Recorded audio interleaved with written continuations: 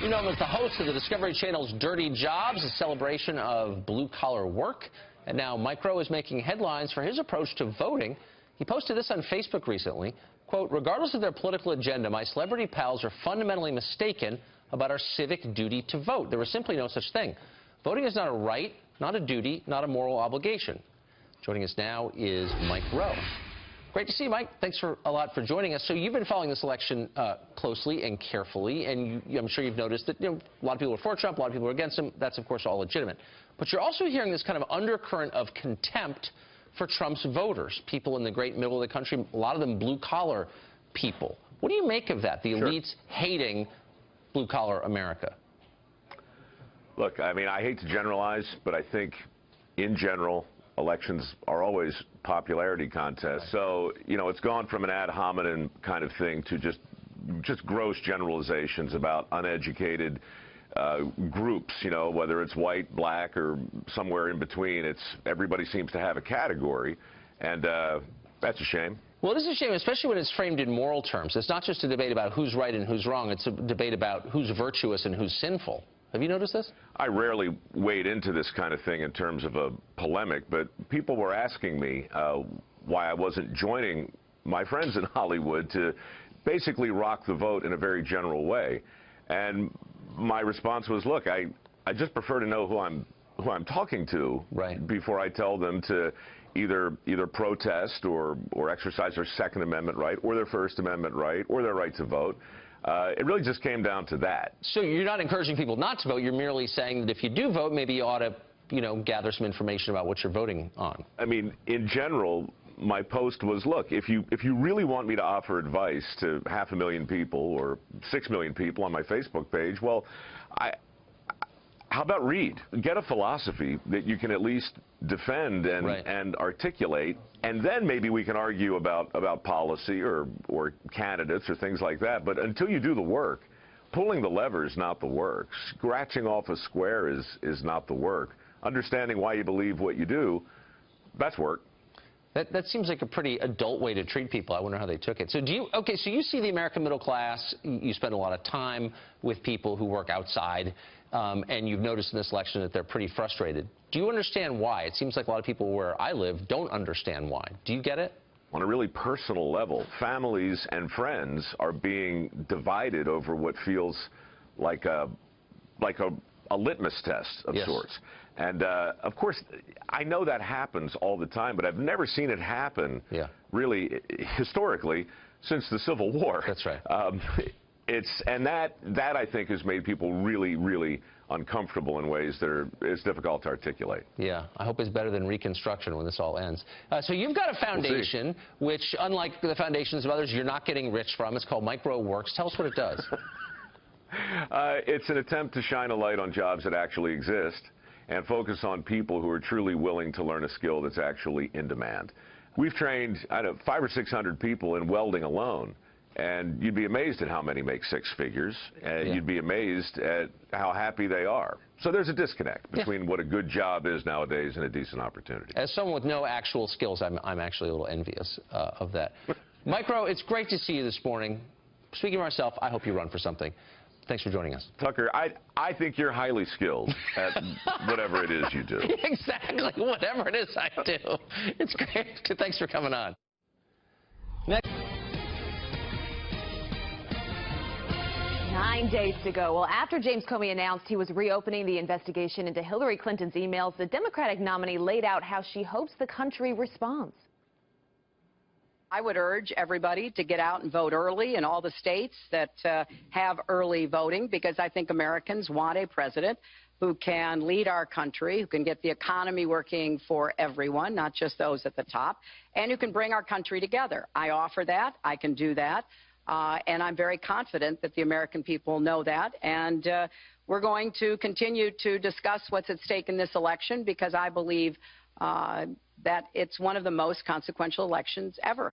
Clinton is now under FBI investigation just over a week out from the election, and she thinks that she is the choice to unify this country in what has become a very, very divisive election season. Here to discuss more, our Democratic strategist Brian Benjamin and Vice Chair of the National Diversity Coalition for Trump, Brunel Donald Shea. Good morning to both of you. Thank you for being here. Good morning. All right, so good morning. Brian, God bless you, and God bless America. Same to you. Brian, I will start with you. You heard from Hillary Clinton on Friday after the news broke about the investigation into her emails being reopened, saying, I'm the one to unite this country. Is that a message that she can be selling right now with all of this going on, this being the headlines everywhere? Well, first of all, the case wasn't reopened. I know you guys keep saying that. What actually happened is that Comey has found these new emails on Hoover's device, and they're basically just going to investigate that. So this is not a new investigation. Obviously, there's no criminal intent because if you pay attention to what has happened here, there is no emails from Hillary Clinton or to Hillary Clinton that are part of this. But Brian, we don't know that, though. We don't know that. I mean, James Comey hasn't been specific on any of that. So how do you know? Well, how does Donald Trump know? He's out here saying that she's a criminal and that this is worse than Watergate. So I mean, and matter of fact, we should investigate Donald Trump on some of those sex parties he had with minors in New York at the Plaza Hotel. These 11 accusers. I mean, he's someone who should be talking about investigations given his background. All right, Brunel, but this is what the focus is right now, just 9 days before this election, and as we have heard from James Comey, we don't know the specifics yet. We don't know how bad this could be. Well, you know, I'm an attorney, and I've been in federal court, and let me tell you something. FBI agents do not just reopen cases. If they have opened, well, she's under investigation. Okay, fine. She is a presidential candidate. She is under investigation, and what she's saying is she's going to bring the nation together. We've got WikiLeaks emails showing corruption. We've got Huma Abedin with 10,000 emails under life insurance because she doesn't want an accidental death. We've got Hillary Clinton running around talking about she can bring the nation together when she and the president have worked so hard over this last 8 years to divide the country, whites against blacks, blacks against Hispanics, Hispanics against Asians, and now you want to be the person to bring the nation together? I don't think so. Brian, believe me, we know that they Donald are Trump cannot bring this convening a grand jury. Trust me. Brunel, we know Donald Trump cannot bring this nation together, okay? We know the comments he's made against war heroes like John McCain. We know the comments he's made against individuals who are disabled. We know the comments he's made. Excuse me? Brian, go ahead. Brian, go ahead. We know the comments he has made about Mexicans. He's called them rapists. Matter of fact, if you had sex with a minor, you're a rapist. But let's leave that aside for a second. He has made so many unifying comments. He cannot be the unifying candidate. But Brian, here's the reality of it, though, because Brian, I have talked to a number of voters just in the past couple of days about what's going on, and a few of them have said to me, I'm concerned. I thought maybe Hillary Clinton was my candidate, but with this going on in this email investigation, who knows how long this is going to take to get resolved. People are saying, I'm just not sure. I'm not sure I can go vote for that. I mean, you've got to at least say that's a fact. It's a fact on both sides is my only point. I mean, there's a sexual assault issue that 11 women have accused Donald Trump of sexual assault. So, I mean, that's also an issue. But it's a problem. James Comey needs to come out. He's a Republican, and I know Republicans say the election is rigged. Maybe not. But he needs to come out and give more detail. There's no doubt about it. Brunel? What I would say is this. Get your mouth off of that patriot, Comey. I am so happy that he has decided that the American people are more important than Hillary Clinton. He and those FBI agents on the bottom and the FBI agents in New York, the local officials who got this information, we are grateful as a nation. And let me tell you something. Those women coming forward all of a sudden, excuse me, sir, I'll let you talk. All these women coming all of a sudden knowing all these are allegations, but we've got smoking gun emails basically saying that there is corruption going on. We've got Hillary Clinton, who never should have had that server usurping federal record laws. She broke the law, and now she's going to expect the Latino vote. She's going to expect the black vote to put her into office on that sinking ship. That sinking ship. Guys, we're going to have to leave it there. We're going to have to leave it there. The only candidate for the United States. America First Brian candidate. Benjamin, thank you both for being here. Really.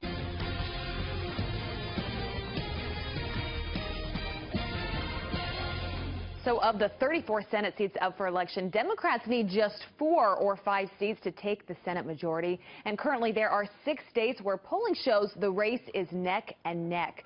But will the FBI's investigation to Hillary Clinton and her email change any of that? Here to comment is Ian Pryor, the communications director for American Crossroads. Good morning, sir. Thanks for being here. Good morning, Abby. So first, this news breaking just 11 days before this election. We're now 9 days until Election Day. Could certainly impact the general election, but is it big enough to have an impact on some of these local races where, as I just mentioned, a number of them are neck and neck right now? Absolutely. Look, like you said, there are 6 Senate races that are essentially neck and neck. I mean, some of them are actually tied. Some of them are within the margin of error. And then you add Wisconsin, which has recently come back online. That's something that Democrats thought was going to be a gimme, and now they're being forced to spend money there. So what you have in these races is that most of the Republican Senate candidates have been running ahead of Donald Trump for really the whole race, whereas most of the Democratic candidates have been running behind Hillary Clinton. So ultimately, when Trump goes down in the polls, we get to the tie race. But when Hillary goes down in the polls, you see the Republicans rise and open up somewhat of a lead. We saw it, initially when the FBI investigation stuff was going on. We also saw it during her health scare. So I would not be surprised next week if there's polling done over the weekend, you're going to see some of these Republican Senate incumbents open up a little bit of a lead on their opponents, and that could ultimately swing the Senate. Yeah, they would be hoping for that. So let's take a look at some of these states. Sure. North Carolina, for example, is a big one. You have Senator Richard Burr, the Republican there, versus Deborah Ross. Neck and neck, what's going to happen here? Well, that's an interesting race because you also have a competitive governor's race in North Carolina. But one of the things we've been seeing over the past couple of weeks in polling is that Deborah Ross, the Democrat, the attacks on her are really starting to take hold. She was the former director of the ACLU. The big hit on her is that, she opposed making public the sex offender registry, and she has a bit of a flag burning problem, which is another case that she defended while refusing to stand up for a veteran that flew a flag. These hits are starting to work. Her numbers are starting to go down, and we've actually seen Richard Burr start to pull back ahead in that race. This is only going to help him with the Clinton issue. Right, and then you have Evan Bayh, who originally had quite a lead over Todd Young there, but now it's looking like it's getting closer. Well, yeah, that's interesting. I mean, right when they recruited Evan Bayh to get back in the Senate, everyone released polls. Evan Bayh up 20 points. Well, the trajectory in that race has gone opposite of Evan Bayh. There's a new bad story about him every single day. That race is tied, and some polls actually even show Todd Young, who is a former Marine, taking the lead there. All right, Nevada's a huge one because obviously Harry Reid's seat. So here you have Joe Heck, the Republican, versus Catherine Cortez Masto. This one is very tight. Everyone's watching this one. What is going to happen, you think? Well, Joe Heck is a dream candidate. I mean, he's a surgeon, he's a brigadier general, he's a combat veteran. He's running against Catherine Cortez Masto, a very politically, someone that was very political as Attorney General. She's Harry Reid's handpicked candidate. People in Nevada do not like Harry Reid, and they don't like thinking that Harry Reid is picking their next senator to kind of continue the legacy that he's been there for so long. So that one, again, neck and neck. Heck has been in the lead in most public polling for the past, several months. Again, this is something where Catherine Cortez Masto has latched herself to Hillary Clinton. There's no escape now. All right, Ian Pryor, thanks for being with us this morning. Good having you here. Thank you very much. A week and 2 days before the election, and more than 15 million people have already voted. And a record in Texas, where turnout apparently is up nearly 50% from even the last presidential election. It's a surge of early voters. Our next guest says that in Texas, many of them are not coming out for Hillary Clinton. He is the Texas Agriculture Commissioner, Sid Miller, and he joins us now to explain. Mr. Miller, thanks for coming on this morning. Love your hat. So you're saying... Good morning, Tucker. Good morning, Abby. Typically, early voting helps Democrats. That's the cliche anyway. But you're saying it's different in Texas. Why do you say that? Well, we've had a huge turnout here in Texas. We're up, like you said, 150%. We've already, in just the first week of early voting, had almost 1 million people vote. Last election, it was a little over 600,000. So they're turning out. And I don't think it's... Bernie's supporters that are excited about coming out for Hillary. I don't think it's Barack Obama supporters coming out for Hillary. I think it's the untapped masses out there that have never registered to vote, or if they have, it's been 8 or 10 elections, and they're not in the polls. The polls are wrong. They're oversampling Democrats from 8 to 16%. They're oversampling women, 5 to 8%. Of course, they're undersampling Republicans, but there's 20 to 25% of the electorate that have never voted before, and these are all Donald Trump fans. There's really not anybody in Texas that's in the middle of the road. You know, we have a saying here, the only thing you find in Texas in the middle of the road is yellow stripes and dead armadillos. So they're coming out for Trump. You know, this has been such a divisive election, and two candidates that have some of the highest unfavorables maybe we've ever seen. I've heard from a lot of folks who say, you know, I support Donald Trump, but I never tell anyone that publicly. I will privately go in the voting booth and put down his name. Do you think there's something real going on there around the country where we may see more support for Trump because people just aren't willing to publicly admit they're supporting him? I think there's some of that. You know, I think some of the established Republicans, the grassroots people are a little reluctant because you know, he's different. He's not the establishment. He's not a typical politician. Matter of fact, he's not even a politician. You know, he's out there. He wants to change everything, and I think people are hungry for that. I think they want somebody that will drain the swamp, that'll clean out Washington, D.C. and have a fresh approach. Someone that's not beholding the special interest in the lobbyist in Wall Street.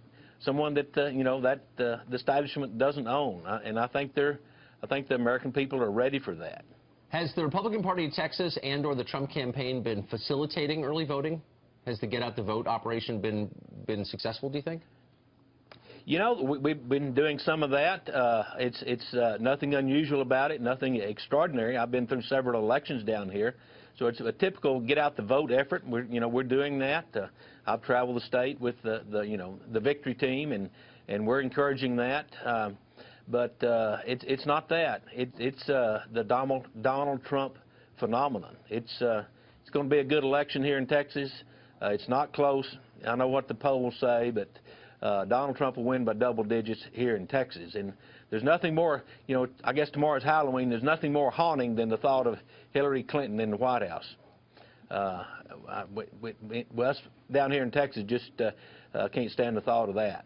Well, we'll see what happens. Texas is a big state. Sid Miller, thanks for being here. Loved having you. Thank you. Welcome back. Nearly 19 million Americans have already cast their ballots, and pollsters are saying more Democrats have made their pick in the state of North Carolina.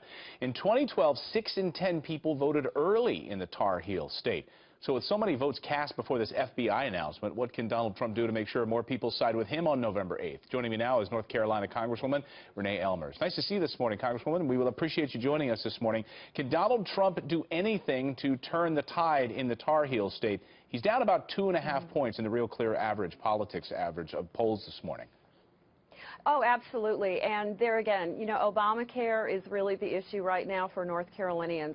You know, there are North Carolinians who are opening their mailbox and getting their new premium increases for 2017. They're going up anywhere from 25 to 40% in North Carolina. I've spoken to 3 individuals this week who were either undecided or voting for Hillary Clinton. They're now voting for Donald Trump. How did undecideds move in the last days of the 2012 race? We said earlier at the top of this segment that 6 in 10 in North Carolina voted early. Well, how did those late movers go in 2012? Well, you know, the independents are growing in North Carolina by far, and they did side with Mitt Romney. We were the swing state that actually went from Barack Obama to Mitt Romney in 2012, so that was a very good thing. I think you're going to see more of the undecideds, and now with this new FBI situation and the investigation being continued, I think that's speaking to a lot of North Carolinians as well. Also, the reverberation on the down-ballot candidates. Congresswoman, where do you see that playing out right now for those maybe not at the top of the ticket? Well, you know, certainly we have our issues in North Carolina, and the down-ballot tickets are being affected, I believe, more towards the issues in North Carolina. But at this point right now, you know, our Governor, Pat McCrory, is doing very well. Senator Burr is doing very well. I feel we will definitely maintain those seats and maintain the Republican House and Senate in North Carolina in the General Assembly. Many pollsters saying, look, Donald Trump has to win North Carolina or he loses this thing. Is he spending enough time there? Is he doing enough there? He is in North Carolina, as is Mike Pence. In fact, Mike Pence was there for a couple of days, and I know he's, heading to some other territory areas. But, they are spending the time. They're doing what is necessary. And let me tell you, they're going to places. They're not just going to Raleigh and Charlotte, North Carolina. They're going to Kenansville and places that have never had a president of the United States or to be president of the United States come and fly in on a plane. Duplin County. There you go. That's how you get out the vote. Thank you so much, Congresswoman. We appreciate you joining us this morning. Thank you for having me. Director Comey owes it to the American people, releasing this just a matter of days before the election to provide all the information. That's what we're asking. Just get all of it out there, and the voters can judge for themselves. We believe that voters have already made up their minds on this issue, so we find it very strange that 10 days out that he's putting this letter out there. And we discovered last night from Yahoo News that he and the Justice Department may not have a warrant to look at these messages. So we just want all the information out there. All right, so the FBI is trying to throw the election. James Comey is to blame. Let's bring in Kellyanne Conway this morning, the Trump campaign manager. Nice to see you this morning. Welcome to the show. Great to be with you. Thank you. Will this argument fly? Democrats suddenly disavowing their relationship to Jim Comey. After all, he was appointed by President Obama, and they've had a cozy relationship for a number of years. Now suddenly they think he's to blame. Will this fly? No, it's a terrible strategy to basically go on a full-on assault on the FBI director, calling him out and telling him to put everything out on the table. Hillary Clinton can do that today. She just has to call her friend and confidant, Uma Abedin, and say, tell us what's in the email. Tell us what's on the devices that you shared with your pedophile husband who's sexting a 15-year-old girl in North Carolina, which is how we got back to this place in the first instance. I think it's a terrible strategy, but it's very much the strategy of Hillary Clinton throughout her career, which is to shoot the messenger, attack the person who's calling to question your veracity, your fitness for office. But it's not a good look for them. I understand why John Podesta particularly would want to shift attention away from him this week or these weeks, but because we're learning so much from his own emails. But at the same time, to blame the FBI director, who I think was in an impossible spot, if he had sat on the information and Hillary Clinton got elected somehow, although we were always going to win this, then he is interfering in an election. Failure to disclose something material to our judgments as voters is interfering in an election. All right, so we just heard from the Clinton campaign manager, Ravi Mukhtar from Fox News Sunday, saying that he believes that voters have already made up their mind about how they feel when it comes to Hillary Clinton and her emails. Our own John Roberts was reporting this ABC Washington Post tracking poll that shows 30% now say the probe makes them less likely to vote for Hillary Clinton. You have 9 days left. How are you seeing the polls shifting, and what are you advising your candidate to focus on in the remaining days? So, Abby, our candidate is focused on what he's been saying all along. He did 3 different stops yesterday. He'll do that again today. And Friday, he had 3 different state stops after this information was revealed. So in every place, he's addressing the new FBI investigation briefly. And then he's talking about defeating ISIS. He's talking about repealing and replacing Obamacare. He's talking about creating 25 million jobs over the next 10 years, unleashing energy, doing away with the Obamacare penalty through his tax reform. So he's still very focused on what he's been saying, and it's the issue set plus his credibility as a messenger who's not under his first or second FBI investigation in the same year, that's really going to propel us. I think our voters are going to be that much more enthused and engaged, and turnout will be very high among Trump supporters. The poll that you just mentioned with ABC, in addition to showing us now in a dead heat, even though a week ago they said we were down by 12, you see tremendous momentum and enthusiasm. The other thing in the ABC News poll, which is not getting a ton of coverage, is Hillary Clinton and Donald Trump are virtually tied on the attribute of who understands the problems of people like you better. That is an area where Obama beat Romney 82-18, and yet Hillary and Trump are tied on that. That's tremendous. That's tremendous news for us going into the last 9 days. Yeah, that's a great measurement. So in the last week, you had the collapse of Obamacare pretty definitively. You had conclusive proof that the Clinton charities, both of them, are basically a scam. And then you had Hillary Clinton coming once again under criminal investigation by the FBI. The numbers have moved dramatically. The candidates are now tied. Republicans are really excited. But a lot of them I talked to are also concerned that in the last week, Trump may make it again about himself, pulling attention away from Hillary and onto him, which would be bad.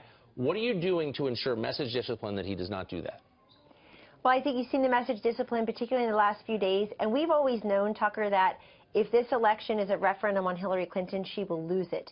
I think she and her, literally and figuratively, I think she and her supporters in the mainstream media have tried very hard to make this election not about Hillary Clinton, but about Donald Trump. And yet through Hillary Clinton's own peevish personal reasons to have this private server and hide information in the first place, this election will be about her again now. People will take a look at it, particularly these undecided voters and these independents. If you're an independent, which is different than moderate, you are an independent because you hate the two political parties. You can't stand Washington and everybody connected to it. And what Hillary Clinton just did, what just happened, plays right into their greatest fears and their greatest frustrations about all things Washington, all things politics. So this is now a referendum on her again, and I completely expect and know that Donald Trump will keep talking about repealing and replacing Obamacare. He's basically going into each state like Arizona yesterday and saying, look, your premium increases will be X percentage. In a place like Arizona, where Hillary Clinton will be today, 116% increase in your Obamacare premiums. Yeah. We simply can't abide that. Well, let's look at some of the battleground states right now, and I'm interested in some of these early voting numbers because in states like North Carolina, in 2012, I mean, 6 in 10 people voted early. And these sort of late movers in states that Donald Trump has to win. Where do you see things going right now? In 2012, they went late for Mitt Romney in North Carolina. What about North Carolina? What about Michigan? And in North Carolina, that's absolutely correct. They went late for Mitt Romney. He won the day of the election day vote handily, and he won the state. Same thing happened to Tom Tillis 2 years later in beating incumbent Kay Hagan in the Senate race in North Carolina. So there is this practice in North Carolina of the Republicans doing better day of. We very much like the early return data that we're receiving through the auspices of the RNC. They'll be showing us every day that our early vote or absentee ballot early voting investments are really bearing fruit in places like Florida, Ohio, Iowa, and North Carolina, our core 4 states. So we appreciate the fact that in most cases, Mr. Trump is ahead of where Governor Romney was at this point. And then we're looking at returns in some other states that makes us a little bit bullish to go back there. That coupled with the fact that Hillary Clinton just can't break through 46% or so, even before this new FBI investigation was revealed. Yeah. She's the 46% girl. She just can't break through. For those people who are undecided and not giving her that 52, 53% margin that Obama got in these same states, they're saying to themselves, I just can't trust her. I just can't have this cloud of corruption following the new president around. We don't know where this all ends. And I think that, well, this is why we're going to win. But we were already on a track to win before this broke on Friday. I just think it deepens the nagging concerns that many undecided voters have about Hillary Clinton's honesty and trustworthiness. And to that point, Kellyanne, a lot of the undecided voters are now wanting to know what is exactly in these emails. I've talked to voters who say that's going to help them make up their mind. We've heard from Hillary Clinton saying she wants James Comey to come back out to give more detail as to what they're looking into. Are we going to hear from Donald Trump more in terms of James Comey and wanting to hear more from him? Maybe, but, you know, our campaign is about transparency and full disclosure and veracity. We've been saying that about this investigation from the beginning. And so what you will hear is us respecting the process in that we know investigations take a long time. So we can't, even though Hillary Clinton's campaign today is doing 2 things against Comey. 1, they're besmirching his entire reputation and trying to take him down. 2, they're demanding that he act very quickly for their own petty political reasons. These investigations, as all 3 of you know, take a very long time. They're circuitous. There's no indication that we have at the Trump campaign that Jim Comey will be able to comply with that request by a political campaign, Hillary Clinton's. And I just think that he had new explosive information that compelled him to come forward. Yeah. Kellyanne Conway, great to see you this morning, Kellyanne. Thank you. Thanks for being with us this morning. Well, Democrats say we want to bring in RNC Chair Reince Priebus now to respond to that and to talk about the day's news. Mr. Chairman, nice to see you this morning. I want to get your response. First of all, the latest news out of Huma Abedin there, saying basically, I have no idea how these emails would have gotten on this computer. Well, good morning, everyone. Thanks for having me on. First of all, she signed a separation agreement with the Department of State that we put out yesterday where she attested under penalty and perjury that every device that she used during her time with the Secretary of State was turned over to the Department of State. Obviously, that wasn't done. So that's one piece of the puzzle that people aren't talking a lot about. But secondly, this is just a continuation of the corruption of Hillary Clinton. And I know that this is obviously bad news for her and the election is coming up. But just where this election was before this happened was that things were tightening already. With Clinton Inc., with all the other scandals that were catching up with Hillary Clinton, the collusion between the foundation and the Secretary of State and Bill Clinton and his speaking fees, all of that was bubbling up. Then on Friday this hit. Look, she's corrupt, and the fruits of her work are finding her out. Yeah, well, the Democrats are up in arms about this, as you've been listening to over the past few days, saying, you know, James Conway, you can't just come out and give us basically no information here. Just 11 days before this election, they're saying that he needs to be prosecuted, saying give Clinton a pass. So interesting, though, you rewind just a few months ago, they were having a love affair with James Comey. Yeah, we were just, before this interview, I was just looking over all of the public statements made by Hillary Clinton and her campaign, top Democrat surrogates about James Comey. Look, I believe she should have been charged 3 months ago. So my opinion on this whole thing hasn't changed. She should have been charged 3 months ago. The director laid out a prima facie case for gross negligence under the statute. He laid it out. They didn't charge her. Loretta Lynch sat in the tarmac for 39 minutes with Bill Clinton before that. Here's the issue, though, for James Comey. He, a few months ago, went before Congress and said the case was closed. Well, during the other investigation with Anthony Weiner, obviously they found something there where he had to inform the committee that he already told under oath that the case was closed, or to tell them, wait a second, this isn't closed, and we found material that's pertinent to the case. They would not have reopened this case if they didn't find something serious to backpedal and inform this committee about. But wouldn't it just be easier to elect her and then indict her later? That appears to be the position of leading Democrats. Right. Maybe that's what they think. But, you know, under the statute, and I understand that constitutional lawyers argue about this, but just if you just look at the language of the statute, I don't know if you've looked at it, but it actually says that if you violated this statute, either intentionally or through gross negligence, one of the penalties is you're not eligible to hold public office. That's what the statute says. Now, you can argue the Constitution can't, you know, we can't lay different burdens on, but the actual statute says if you give away state secrets and you act recklessly or through gross negligence, you cannot even hold federal office.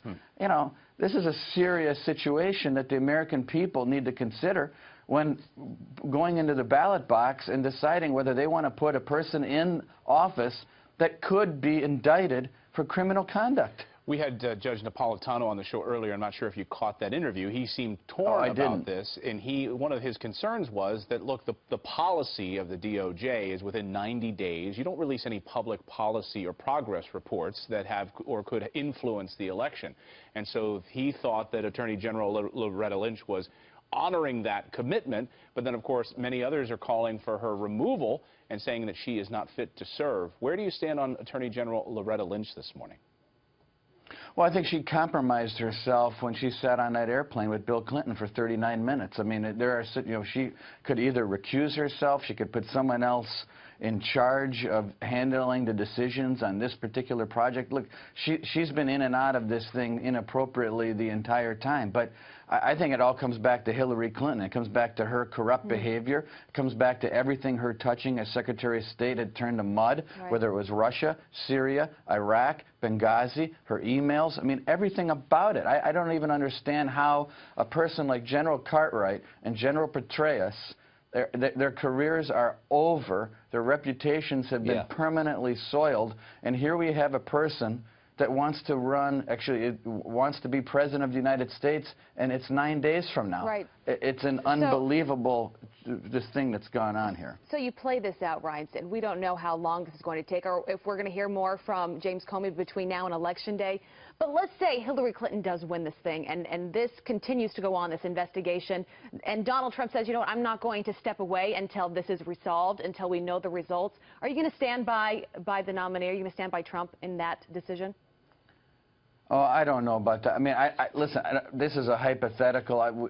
We expect to win on Tuesday. So that's the hypothetical we're operating under, and we're doing well on early and absentee ballot voting.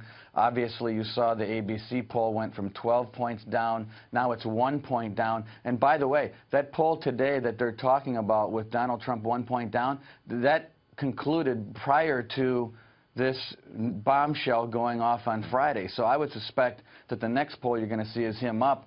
I think that this sort of came to roost at a time when the American people needed to be reminded of the corruption of Hillary Clinton. And for Republicans, I'll just speak to them right now, this is another reminder as far as what the choice is here in this election. I think for those reluctant Republicans, this is exactly what they needed to see, to be reminded of what Hillary Clinton is all about and what you're going to get with a Hillary Clinton presidency. So you got to think if those polls moved like 10 points in Trump's favor in a week before this latest bombshell, maybe Obamacare played a role. The fact that the president's signature policy initiative is like blowing up right in front of us.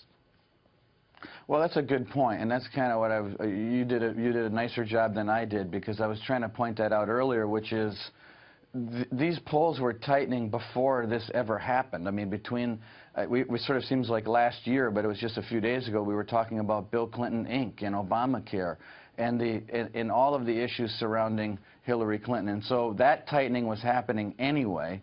This hit.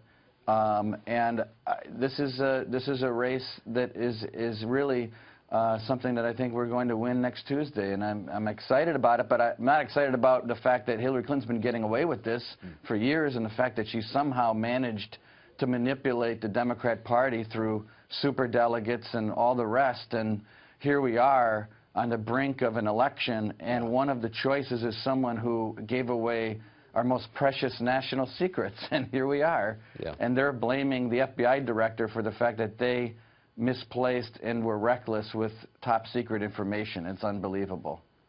Ryan Priebus, chairman of the Republican National Committee, joining us live this morning. Thanks a lot. Thanks for being here. Mr. Chairman. Thank you. Our favorite guest, former Arkansas Governor Mike Huckabee, joins us live this morning. Governor, it's great to see you. Good morning. So how did this become an investigation? Great to be with you guys this morning. Well, James Comey, if you read the papers this morning, seems like the one under investigation. Have you noticed that? I thought it was Hillary who's under criminal investigation. James Comey, he has done something remarkable, and we need to thank him for it.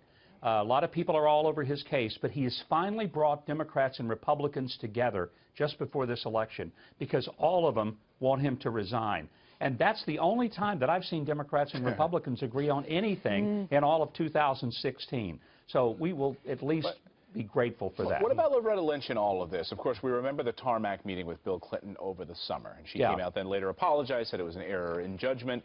But she, in the beginning of the summer, said she would listen to the recommendations of the FBI in her decision on this case. Well, we learned yesterday that the DOJ had basically tried to stonewall James Comey from actually sending this letter to Congress, saying he was going to get the emails.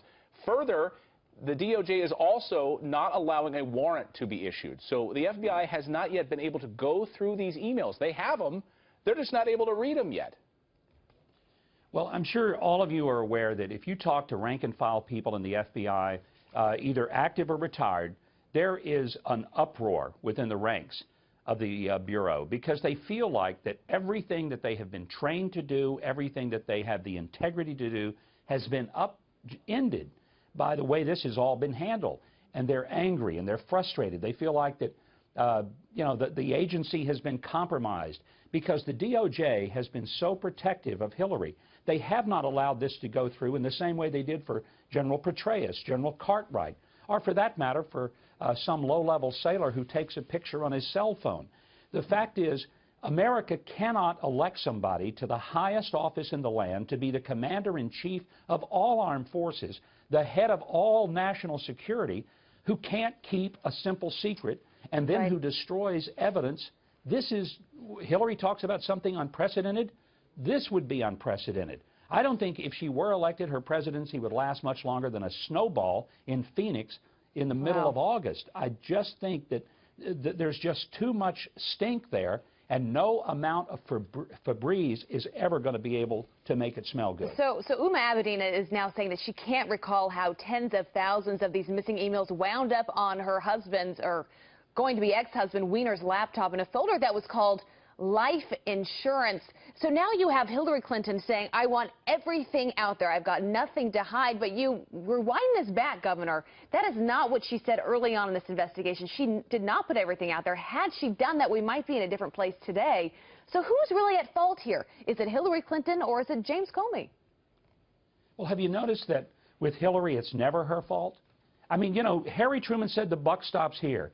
The only buck that stops with Hillary is the one that has George Washington's face on it. And those are the ones that come from foreign governments that go into the Clinton Foundation. But never does she stand up and say, you know, it is totally my fault. The FBI is reopening their investigation. This is the biggest political scandal since Watergate. And it's everybody's deepest hope that justice, at last, will be beautifully delivered. Hillary has nobody but herself to blame for her mounting legal difficulties. Her criminal action was willful, deliberate, intentional, and purposeful. Hillary set up an illegal server for the obvious purpose of shielding her criminal conduct from public disclosure and exposure. Donald Trump, of course, on the campaign trail in Arizona, responding to the biggest story of the moment, the FBI's announcement it is resuming a criminal investigation of Hillary Clinton. Here to respond this morning, Martin O'Malley is the former governor of Maryland and a former Democratic presidential candidate. Governor, it's good to see you this morning. Thanks for coming on. So, thank you, Tucker. Good to be with you. You're hearing Democrats say, and some Republicans say, too, that the director's announcement 2 days ago added confusion to the presidential race, and I don't think that's a crazy thing to say. Wouldn't one way to resolve it be Huma Abedin giving permission to the FBI to read your email? They wouldn't need a warrant then, and then the FBI could assess and explain what exactly is going on. Wouldn't that calm this election and answer the questions that you yourself have raised about this investigation? Why won't she do that? Yeah, well, maybe, but the FBI has always has a very deliberate approach, to put it kindly, to these sorts of things. And I believe, and having read Director Comey's letter, what he said is that he's going back and he's going to be looking at emails on that server. What he also says is he doesn't know whether any of them is even significant. Right. So I believe that I just heard Mr. Trump talk about the greatest scandal since Watergate. The greatest scandal since Watergate is Donald Trump's Russian allies breaking into the Democratic Party's headquarters and their emails. All right. No, I've heard the talking about before, but no, but really, you're saying, look, the FBI doesn't even know. Of course it is. The FBI doesn't even know whether these emails indicate wrongdoing. That's a fair point. Right. So why? And they can't, because the Justice Department is not allowing them to read the emails. So why wouldn't Huma Abedin end this conversation? Okay. Why wouldn't Huma Abedin? This is a sincere question, and it's a fact-based one. Why wouldn't Huma Abedin say, read my emails, make the assessment, tell the public, end the speculation? We could do that today. Why won't she? Yeah, I don't know. Maybe she will. But this is what I know. I know that the FBI looked at this so-called email scandal for over a year. Tucker, they interviewed Ms. Abedin. They knew fully well where various email servers were. They went through this investigation, and they concluded that there wasn't anything actionable there. And that all happened a few months ago. I think this is unprecedented that an FBI director, in the middle of the decision window for the American voters, would put out this thing. I mean, perhaps he thought it was in an abundance of openness and transparency. Hey, I'm all for that, but don't do a letter that says, hey, I'm looking at this with openness and transparency. Wanted to let all of you Republicans in Congress know. And by the way, I don't really know if there's anything here, but I'm going to let you know I'm looking at it 10 days before the election. That's outrageous. So if you're for openness, here's what else has never happened. No party has ever nominated a candidate who was under criminal investigation. Hillary Clinton was under criminal investigation from July of 2015 until July of 2016. You ran against her during that time. She lied about the existence of this homebrew server and about her emails. I don't remember you ever mentioning that on stage in your debates with her. Why didn't you? And don't you wish you had now? Oh, no, we actually talked about this during the debate. Yeah, you might be confusing me with Mr. Sanders. No, I watched all the debates. I said that the FBI was looking at this and the FBI would make its conclusion. And indeed they did. I never said, as Senator Sanders said, that, they shouldn't look at this. I said that they should. In fact, they did. And they concluded that there wasn't anything there. I think the bigger issues in this race they did not conclude that nothing was there. I mean, that's not at all what the director said. They concluded that there wasn't anything actionable there, Tucker. Look, I was a lawyer. Perhaps you were as well. What they concluded was that they couldn't make a case. They could not find any criminal intent. They could not find any examples of classified material that was willfully released. That's what they concluded. No, that's not actually what they concluded. And not to relitigate this, but that's not at all what the director said. And he went on to say, he said we're not bringing charges, but he said that anyone else who did this would be in a heap of trouble. And I'm wondering if maybe the principle of equal treatment under the law isn't worth preserving here. Are you bothered, for example, that the Attorney General of the United States met with the subject of this investigation's husband for close to an hour in secret during the investigation? Why did no Democrat stand up and say, wait a second, you can't do that? I don't remember you standing on principle at that moment. Why? Well, look, I think that, I think that meeting was something that, in retrospect, President Clinton probably wishes he had not done. But President Clinton isn't running for president. But that was the Attorney General of the United States who met with him. And she is still the Attorney General. And I wonder why nobody stood up and said, that's just wrong. If it's not corruption, it gives the appearance of corruption. And now everyone's full of principle now and standing on it. But where were you then? I mean, that was an appalling, appalling moment. No? Yeah, look, there's in a campaign and in politics, there's all sorts of things that give rise to perceptions. We're all concerned about perceptions. I'm very concerned about the fact that, Donald Trump from get-go and even in the debate said that if he were to win this election, he would jail his opponent. That's some tin-horn dictator stuff, the likes of which we're not accustomed to seeing in our country's election. I think more appalling is that the Republicans would nominate this fringe third-party fascist candidate who is facing himself. With the name, but there you are with the name calling it. But I mean, come on. I mean, look, we have adult viewers on this show by women who want adult answers. Assault. So maybe you could provide one. Yeah, I'll give you an adult answer, really, Tucker. rather Here's than an he's adult a answer. fascist. Okay, fine. Yeah, he's a fascist. You want to talk about that some But you're more? not responding to the that question. doesn't concern you, Tucker? No, look. That doesn't concern you. That this is a man who calls for religious ID cards of Americans. The front runner of this race is under criminal investigation by the FBI. And your position appears to be... No, she's not, Tucker. Actually, the director of the FBI just announced that. I don't know where you've been for the last 2 days. That is a factual statement. And your position appears to be it's everyone's fault but hers. I've been in California and I'm going to Pennsylvania. Okay. And I don't have one voter saying to me, wow, this email stuff's really going to change my mind. I'm not asking voters. I'm asking you. I'm asking you if you think that she is culpable for that in any way. Or is it the fault of the Russians, the fascist Trump, the corrupt right-wing FBI director? I mean, does she bear any responsibility for that at all, or is it always someone else's fault? Simple question. No, she has admitted herself that in retrospect she wishes she had not set up that other server. That she said again and again and again. So she is and no, I don't believe that when Director Comey says that he's going back to look at this other server that Anthony Weiner had, that I don't believe that that amounts to the fact that Hillary Clinton is under criminal investigation again. I know that that's what Donald Trump, the fascist, says. But hold on, but what is it then? So if the FBI director says we're investigating her in a criminal matter, isn't that a criminal investigation? What else would you call it? Think of a new name. But why is that inaccurate? Yeah, what he said is he's going back to look at the server.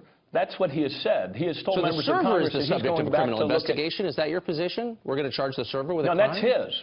No, that's his because of the Anthony Weiner criminal behavior potentially of whatever the pictures I get that you've got a different position than me, but let's not patronize each other by speaking in euphemisms and talking. Let's just establish factually she is under criminal investigation. I'm not aware that I used the euphemism, Tucker. Okay.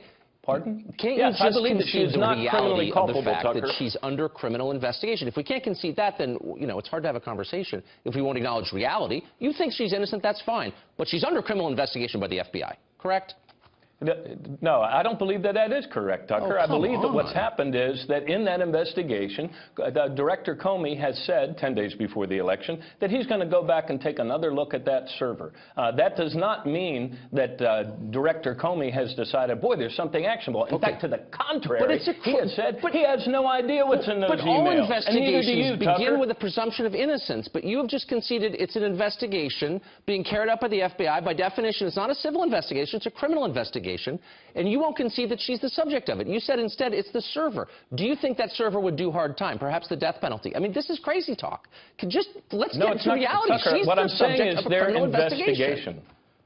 No, Tucker, the investigation has to do with Anthony Weiner and the horrible things that Anthony Weiner apparently has an obsession with doing online. And so he has gone back to look at that server to see if there's any connection. And he has admitted that he doesn't know whether there are any emails there that are connected to this or not. Right, that's what he's admitted, and that's what you, my friend, gloss over. I think you'd be more credible if you would just admit the obvious. And the obvious point is Weiner's under criminal investigation, so's Hillary. You think she's innocent? Fine. But, you know, the terms are important and they're real. Martin O'Malley, it's great to see you this morning. Thank you. Good to see you, Tucker.